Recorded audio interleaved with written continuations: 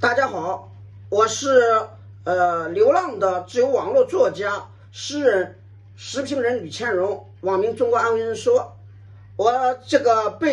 因为淮阴农民库的案子被中共迫害了27年，最近3年多被迫害的妻离子散，每天靠赶集赶会市场赶那个市场摆摊这个谋生，流浪全国。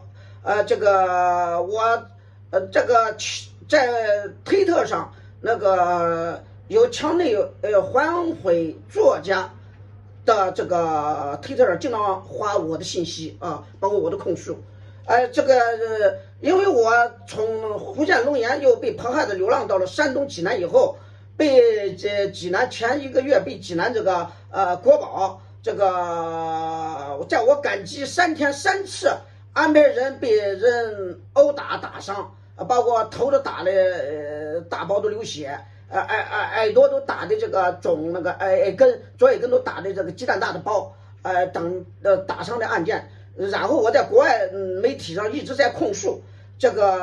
说中共官国保长期以党和政府的名义、政治犯的名义，动用国家机器和高科技手段，包括用脑控武器，每天对我进行公开监控迫害。在我赶集赶摊的时候，并安排党员干部、市场管理员，包括警察、城管，摆摊群众通知群众对我进行政治迫害，不要买我的，因为他用脑控武器同步对我进行公开监控迫害的后面的因为我要揭露，知道了吧？因为我最近在国外网上推特上我都有发的声明，最近要把控诉全部给写出来，详细控诉。结果我在从昨天我到了从潍坊又从潍坊流浪到直播以后，今天我赶直播的八大局找事，然后又被他们动用脑控武器，以党和政府的名义、以政治犯的名义对我进行政治迫害，让我灭花摆摊。然后我向市长热线直播市长这样控诉了以后，我今天现在2022年8月21日，现在是晚上了晚上已经8点多了。现在我住在直播室汽车客运中心站旁边小区的小旅馆里面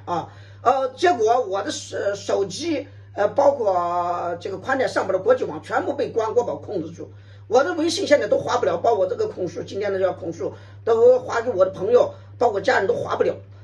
然后用笔记划不了，用文字直接划也划不了，包括家人也划不了，朋友也划不了。然后我给家人打过了电话，然后因为我们家人都在恐惧中，他也不会上网，也不会在国内帮我呼吁，他也不会呼吁，也不敢呼吁，因为被拍得很。他们都我给江天荣律师打电话，没人接。我刚才给彭永和律师打了电话了，能接通。因为我相信彭律师他敢给我发声，包括请我跟他说了一下，他让我拍个视频向大家说一下如果我被最近1个星期在推特上包括国外网站上、推特上，包括微信上没有我吕倩蓉的信息，就说明我被济南国保以习近平、王小红的名义虐杀死了或者以习近平、王小红的名义把我关进看守所、精神病院了，或者关进看守所精神病院后把我虐杀死了，我什么问题都没有他都是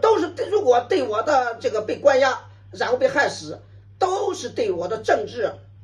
迫害、政治谋杀。吕倩蓉，感谢你了，我智商爱己谢谢大家了，谢谢大家关注转发谢谢。